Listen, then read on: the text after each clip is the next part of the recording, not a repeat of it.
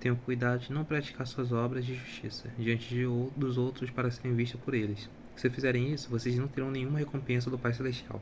Portanto, quando você der esmola, não anuncie isso com trombetas, como fazem os hipócritas nas sinagogas e nas ruas, a fim de serem honrados pelos outros. Eu garanto que eles já receberam sua plena recompensa.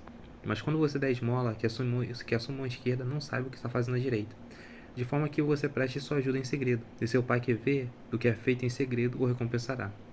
E, quando vocês orarem, não sejam como os hipócritas.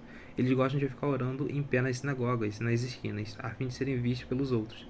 E eu asseguro que eles já receberam sua plena recompensa. Mas, quando você orar, vá para o seu quarto, feche a porta e ore a seu Pai, que está em secreto. Então seu Pai que vem em secreto o recompensará. E, quando orarem, não fiquem sempre repetindo a mesma coisa, como fazem os pagãos. Eles pensam e por muito falarem serão ouvidos.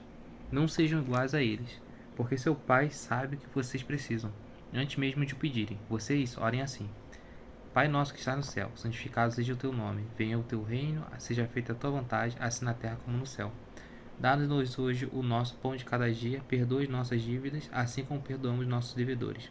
E não nos deixe cair em tentação, mas livra-nos do mal, porque teu é o reino, o poder, a glória, para sempre. Amém.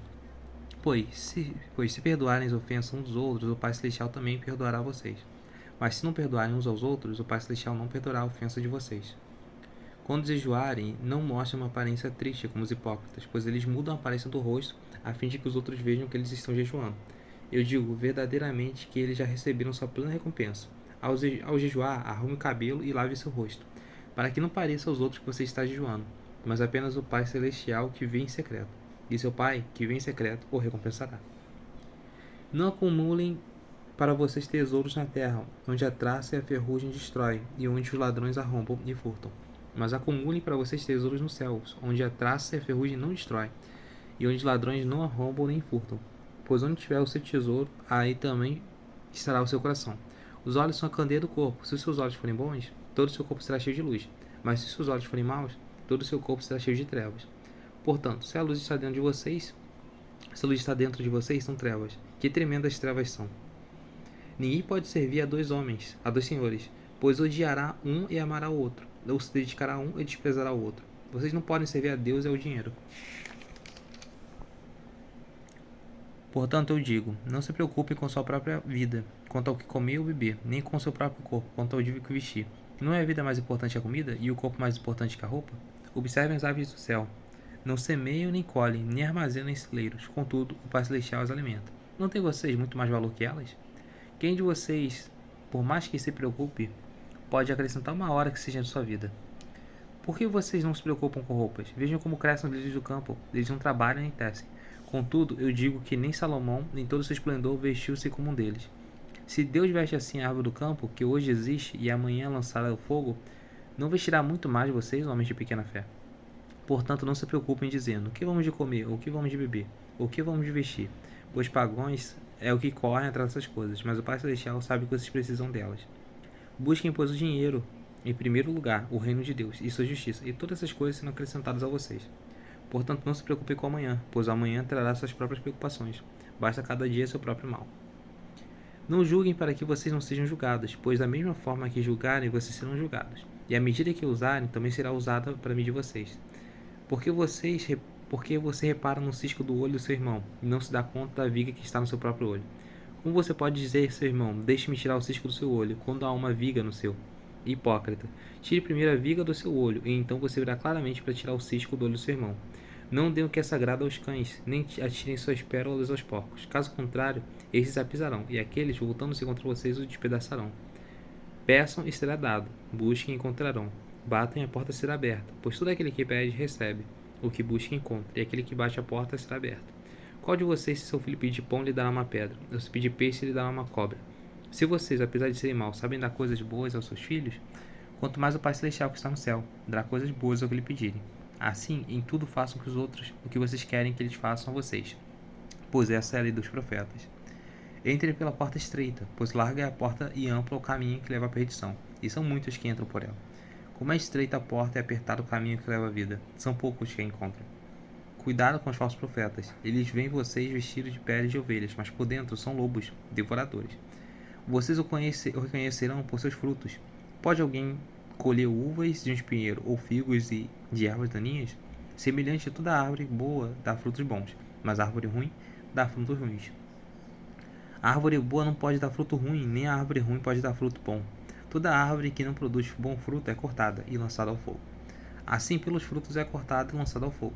Assim pelos frutos vocês a reconhecerão. Nem todo aquele que me diz Senhor, Senhor entrará no reino do céu, mas apenas aquele que me faz a vontade do meu Pai, que está no céu.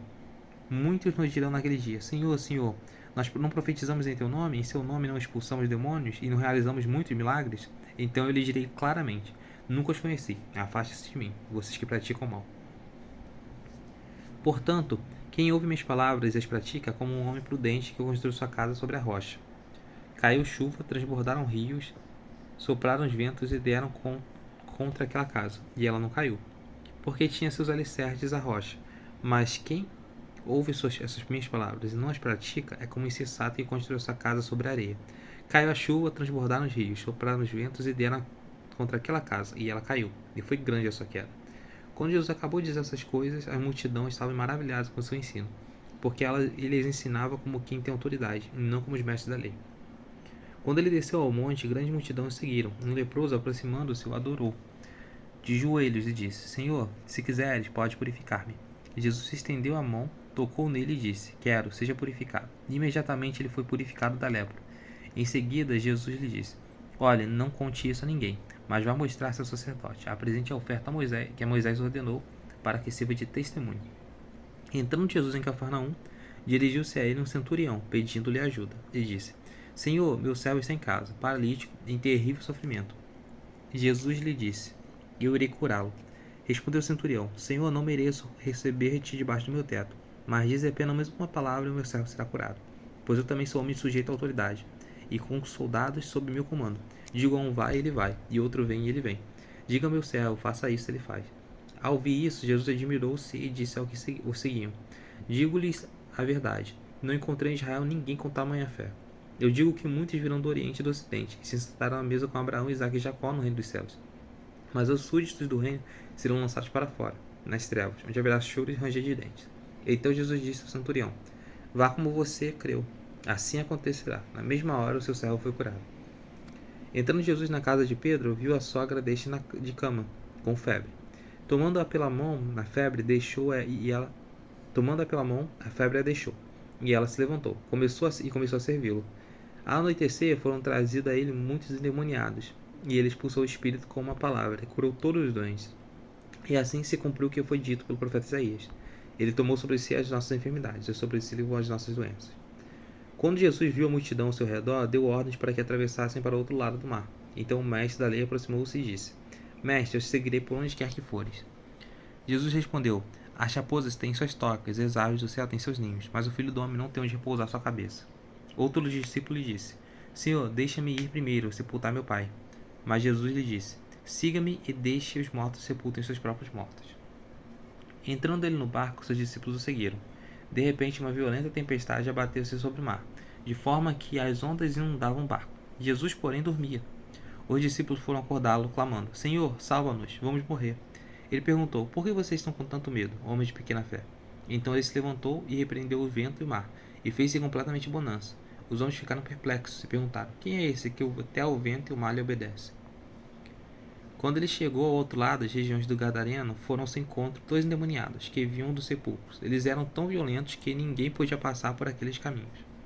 Então eles gritaram, que queres conosco, filho de Deus? Vieste aqui para nos atormentar antes do devido tempo?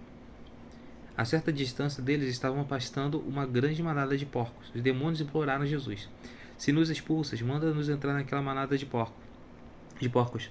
E ele lhes disse, vão. Eles saíram e entraram nos porcos e toda a manada tirou-se de precipício abaixo, em direção ao mar, e morreu afogado. Os que cuidavam dos porcos fugiram, foram à cidade e contaram tudo, inclusive o que aconteceu aos endemoniados. Toda a cidade saiu ao encontro de Jesus, e quando o viram, suplicaram-lhe que saísse do território deles. Entrando Jesus no barco, atravessou o mar e foi para a sua cidade. Alguns homens trouxeram-lhe um paralítico deitado à sua maca. Vendo a fé que eles tinham em Jesus, disse ao paralítico, tenha bom ânimo, filho, os seus pecados estão perdoados. Diante disso, alguns mestres da lei disseram a si mesmos: esse homem está blasfemando. Conhecendo Jesus, seus pensamentos, disse-lhes: por que vocês pensam maldosamente em seu coração? O que é mais fácil dizer? Os seus pecados são perdoados, ou levanta-te e anda? Mas para que vocês saibam que o Filho do Homem tem na terra autoridade para perdoar pecados, disse ao paralítico: levanta-se, pegue a sua maca e vá para casa. Ele se levantou e foi, e vendo isso, a multidão ficou cheia de temor e glorificou a Deus, que dera tal autoridade aos homens. Saindo Jesus, viu um homem chamado Mateus sentado na coletoria e disse-lhe: siga-me. Mateus levantou-se e o seguiu. Estando Jesus em casa, foram comer com ele os seus discípulos, multiplicando os pecadores. Vendo isso, os fariseus perguntaram aos discípulos dele: por que o mestre de vocês come com publicando pecadores? Ouvindo isso, Jesus disse: não são os que têm saúde que precisam de médico, mas sim os doentes. Vão aprender o que significa isso. Desejo misericórdia, não sacrifício, pois eu não vim chamar justos, mas pecadores. Então os discípulos de João vieram perguntar-lhes: por que nós, os fariseus, jejuamos, mas os teus discípulos não? Jesus respondeu: como podem convidados no noivo ficar de luto enquanto o noivo está com eles? Virão dias quando o noivo lhes será tirado, então jejuarão. Ninguém põe remendo no pano novo em roupa velha, pois o remendo forçará a roupa, tornando-a pior, do rasgo. Nem se põe vinho novo em vasilha de couro velha. Se eu fizer, a vasilha arrebentará, o vinho se derramará e a vasilha se estragará. Ao contrário, põe-se vinho novo em vasilha de couro nova, e ambos se conservam. Falava ele ainda quando um dos dirigentes da sinagoga chegou, ajoelhou-se diante dele e disse: minha filha acabou de morrer. Vem e põe a tua mão sobre ela e ela viverá. Jesus levantou-se e foi com ele, e também os seus discípulos. Nisso, uma mulher que havia 12 anos vinha sofrendo de hemorragia, chegou atrás dele e o tocou na borda do seu manto, pois dizia a si mesmo: se eu tão somente tocar o seu manto, ficarei curada. Voltando-se Jesus, a viu e disse: ânimo, filha, sua fé a curou. E desde aquele instante a mulher ficou curada. Quando ele chegou na casa do dirigente da sinagoga e viu os flautistas e a multidão agitada, disse: saiam, a menina não está morta, mas dorme. Todos começaram a rir dele. Depois que a multidão se afastou, ele entrou e tomou a menina pela mão, e ela se levantou. A notícia desse acontecimento espalhou por toda a região. E que interessante, eu não sabia. Aquela notícia de porque ele falou para não contar, né? Os pais e os discípulos.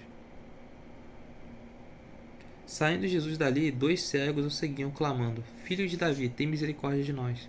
Entrando ele em casa, os cegos aproximaram e lhes perguntou: vocês creem que eu sou capaz de fazer isso? Eles responderam: sim, Senhor. E ele, tocando os olhos deles, disse: que seja feito segundo a fé que vocês têm. E a visão deles foi restaurada. Então Jesus os advertiu severamente: cuidem para que ninguém saiba disso. Eles, porém, saíram e espalharam a notícia por toda aquela região.